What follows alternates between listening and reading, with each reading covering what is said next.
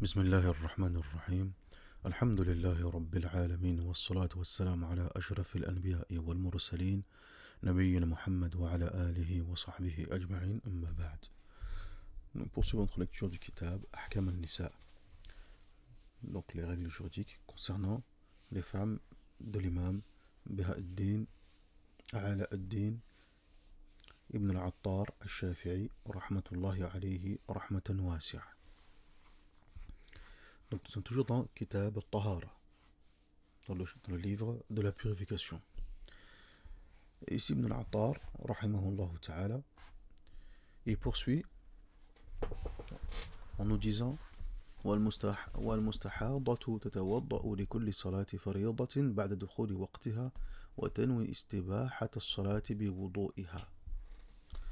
Donc, il nous dit rahimahullah ta'ala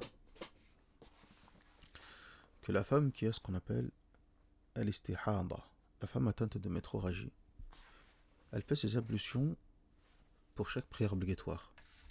Une fois l'entrée du temps de la salat. Donc il a parlé au départ de Ibn al-Attar rahimahullah ta'ala de tout ce qui concernait les menstrues, les différentes règles, statuts, etc. Et là maintenant, il nous parle du cas de la femme qui est atteinte de métrorragie. La femme qui est atteinte de métrorragie, elle doit faire ses ablutions à chaque salat. Les kulli salatin fariyada. À chaque salat, elle fait ses ablutions.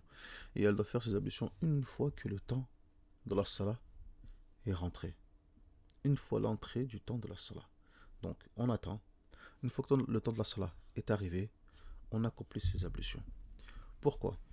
Yaqulun al-fuqaha, en fait, ici dans cette situation, c'est pour que la personne atteinte de métrorragie, etc., et d'autres personnes qui sont dans le même cas, comme on verra après, Inch'Allah, tabaraka wa ta'ala, puissent accomplir la salat dans le meilleur état possible.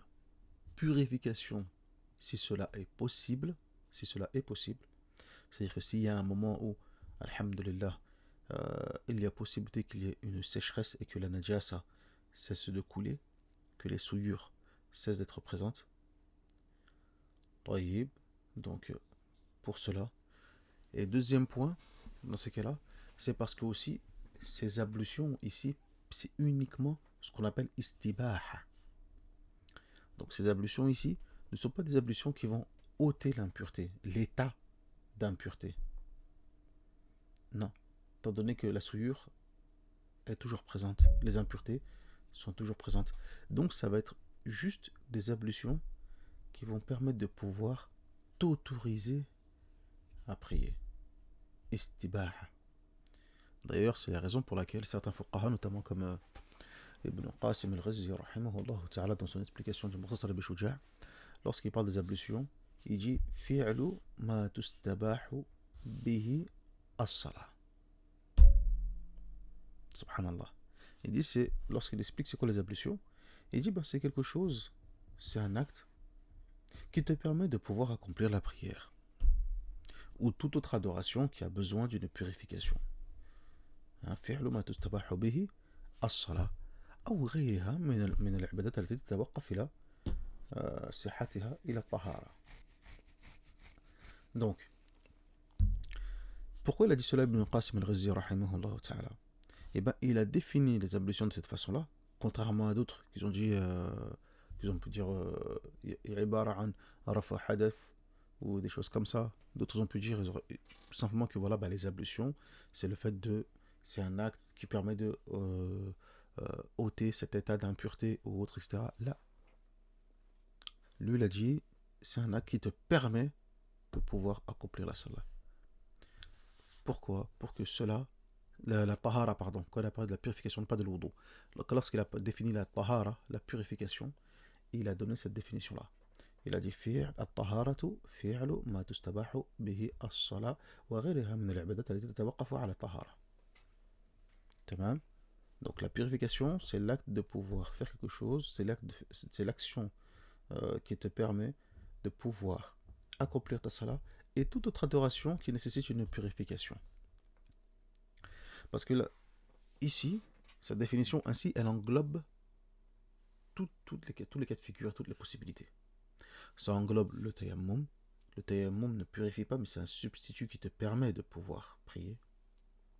Ça englobe la personne qui est en état de métroragie et que la najasa ne cesse de couler, le sang ne cesse de couler. Donc ici, cette tahara, elle ne te purifie pas en soi. Seulement, elle te permet de pouvoir prier. Ça englobe aussi également celui qui se purifie véritablement, roussle ou autre, etc. Donc, vu qu'il est purifié, il peut prier, ça lui permet de pouvoir prier, etc. Donc, c'est une définition générale, et c'est la raison pour laquelle certains fuqaha donnent cette définition pour pouvoir englober tous les cas de figure possibles. Donc, qu'est-ce qu'il dit Ibn al-Attar, rahimahullah ta'ala? La mustahaba, hop, elle fait les ablutions à chaque salat obligatoire, une fois l'entrée de la salat. Une fois l'entrée dans la salat. طيب, il lui est obligatoire de laver le sang et de nettoyer et d'assécher au maximum possible les parties génitales. وتحسب الدم الفرج. تمام. ويجب عليها أن تغسل الدم. Donc elle se doit de laver le sang, etc. Et ensuite d'assécher en mettant du coton ou autre, etc. طيب. كما قال النووي رحمه الله تعالى, afin de pouvoir assécher et tout, etc. et enlever toute trace possible. طيب. ولا يجوز لها تأخير الدخول في الصلاة بعد وضوئها لغير عذر يعود إلى مصلحة الصلاة.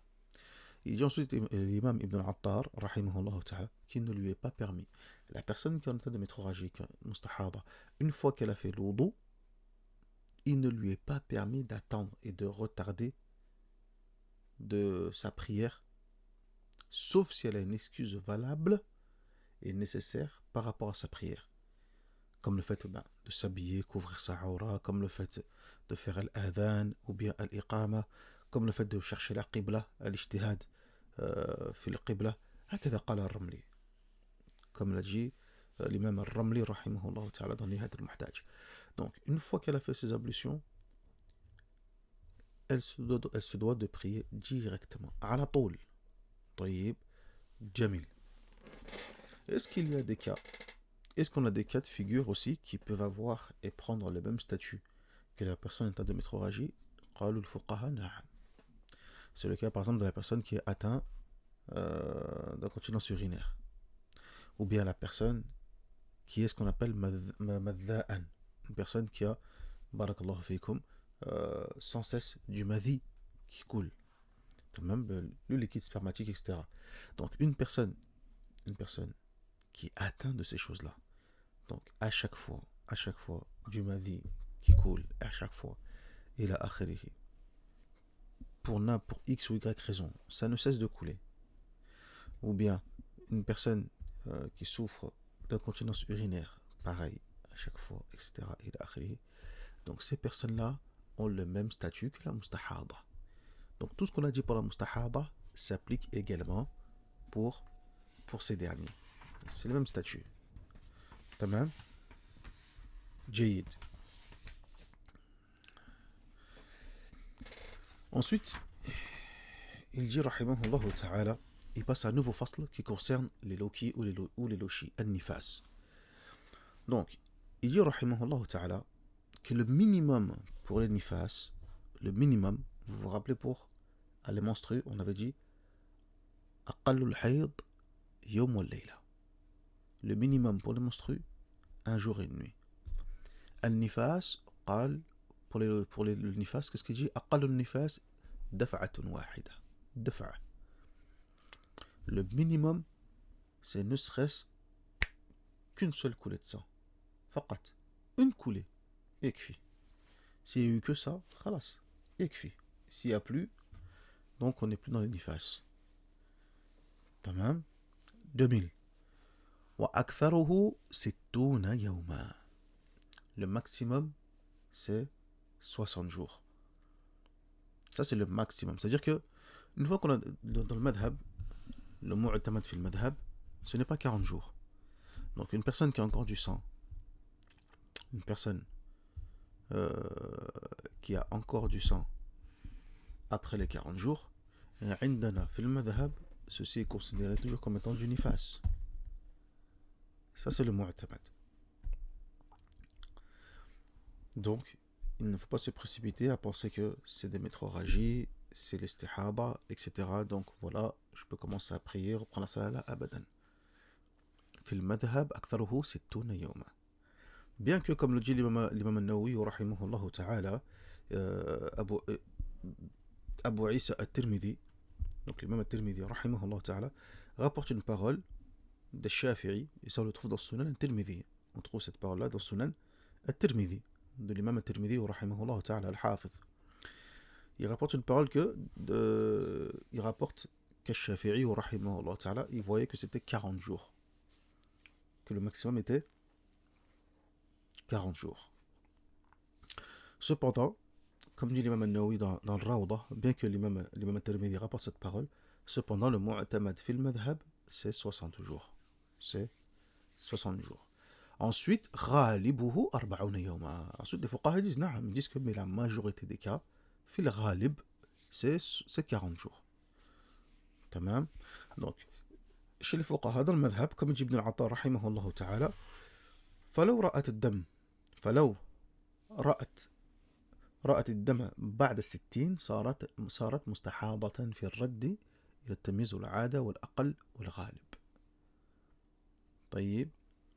Donc, qu'est-ce qu'il dit? Si par contre elle voit du sang après les 60, بعد 60, là ici à ce moment-là, elle devient mustahada. Là ici, on considère le sang comme étant des métroragies.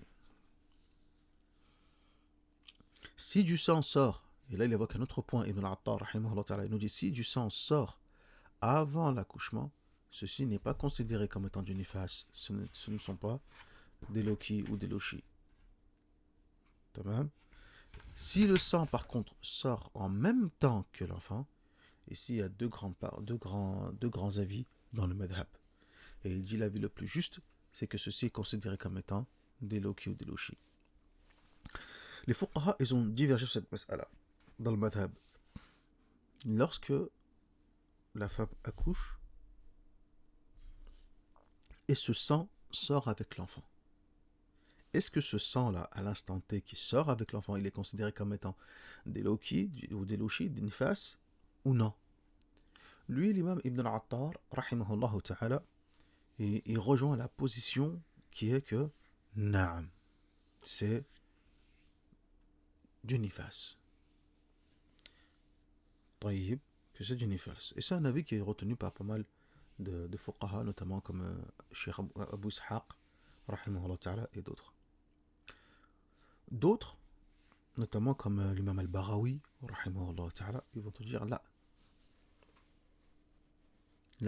ce n'est pas du nifas. Ce n'est pas le cas. Car un nifas, il doit sortir après l'accouchement. Car un nifas doit sortir après l'accouchement. Et non pas avant ni pendant. الشيخ الإسلام زكريا الأنصاري رحمه الله تعالى في أثناء المطالب في أثناء المطالب il dit que le sang الدم الخارج مع الولد, le sang qui sort avec l'enfant n'est ni des loki, donc ni loshi ou loki, ni fas, ni hayd, et ni des menstrues. Bal dam fasad. Bal dam fasad. C'est uniquement un sang impur faqat. Dam fasad. Taïb, jamil. Ala kullin. Après tout ça, qu'est-ce que nous dit rahimahullah ta'ala? Donc il faut savoir qu'il y a 3 types de sang, comme on l'a évoqué. Donc, al-hayd, les menstrues, al-nifas, les loki ou les loshi, wa al-istihada, et métroragie. Et on a vu pour chacun des cas, chacun de ces éléments, donc, barakallahu fikum, les statuts et les règles qui s'y à tous ces cas de figure. نكتفي بهذا المقدار إن شاء الله تبارك وتعالى والحمد لله رب العالمين وصل اللهم على نبينا محمد وعلى آله وصحبه أجمعين سبحانك اللهم وبحمدك أشهد أن لا إله إلا أنت أستغفرك وأتوب إليك